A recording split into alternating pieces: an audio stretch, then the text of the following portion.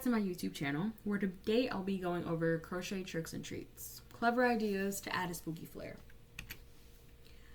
Today I hope to showcase small teachable projects and hacks that you can add onto bags, blankets, or really any existing makes in order to give a nice seasonal twist without having to start a full-on project. I'm going to first go over a little bit of an introduction, make sure we're on the same page. Then I'm going to actually present the tricks and treats list before we conclude. So, I'm sure you've probably heard of the saying trick or treat, which pretty much just meaning give me candy or I'm going to play a prank on you. Today, when I say trick or treat, it's going to be a little bit different. So our tricks are going to be our tips/hacks that you can use to improve your projects. Treats are going to denote things like patterns and projects to try. I went with the ghost for tricks and the candy for treats. So whenever you see them next to whatever the item is or whatever the trick or treat is, you'll know what they correspond to. Without further ado, let's go. So first up, we have palette swapping. So this is a nice, simple way to make any item into a Halloween-inspired creation.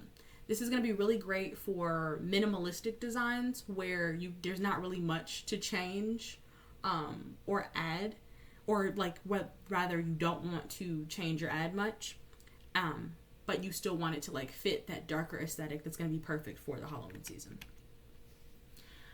Next, we have jack-o'-lantern faces. So these are really nice, small, fun projects. In addition to that, they're pretty easy workups. But they can be paired with a lot of different things. You can make them into bag trinkets so that, you're showing off and celebrating the spooky season wherever you go on your bags. You can string them up and make them into garlands that are perfect for hanging in your home or outside of your home. If you, instead of making it three-dimensional the way this one is, if you just make the front part of it, including the face and whatnot, they're now appliques that you can then add on to other projects. Or you can just throw a key ring on it and add it to your keychain, and it works kind of similar to the bag trinket. Next, removable attachments. So I kind of previewed or mentioned the idea of an applique for the jack-o'-lantern faces, but really you can make a variety of different spooky little appliques, and you can create a base item, or maybe you have a base item lying somewhere but you're like, I don't know, I don't really like it, or I think I can make it a little bit better, or you just want to use it in general. And rather than having to have these be on the project forever, you can try to make them removable.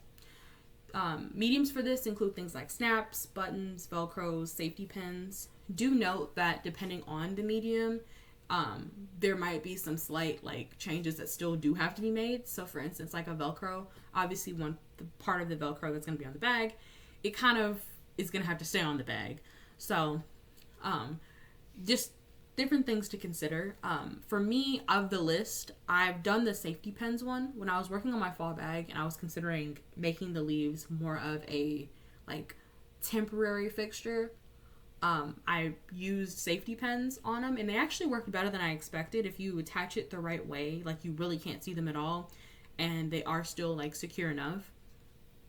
But just wanted to note that because some of them do require, some level of having that item be permanently configured with some piece of it.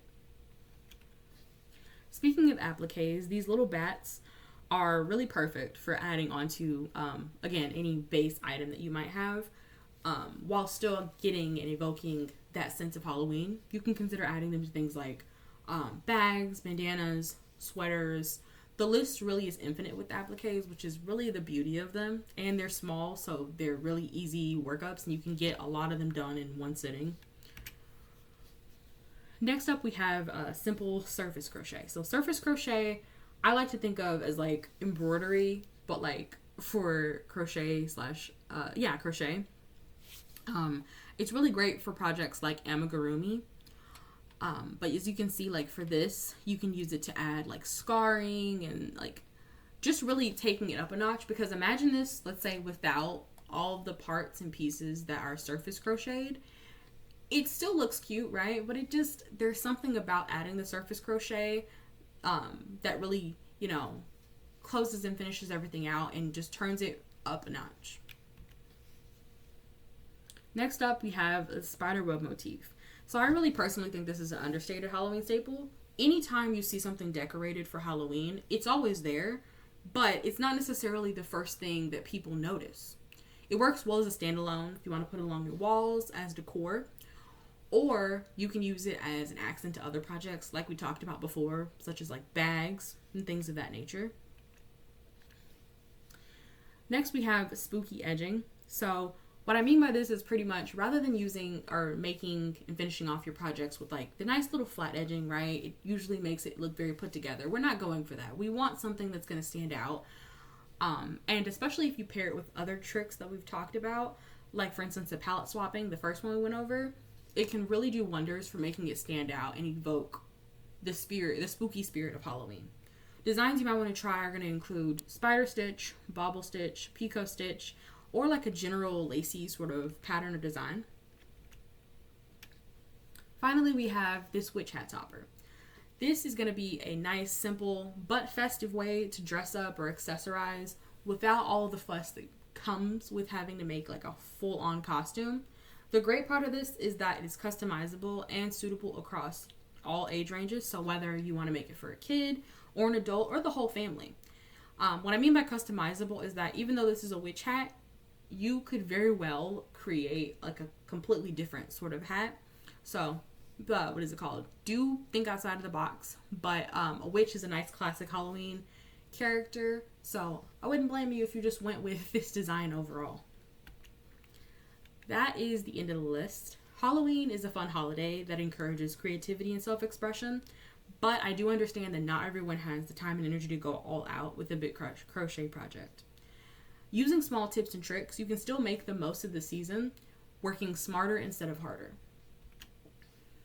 Thank you so much for watching. If you enjoyed this video, give it a like.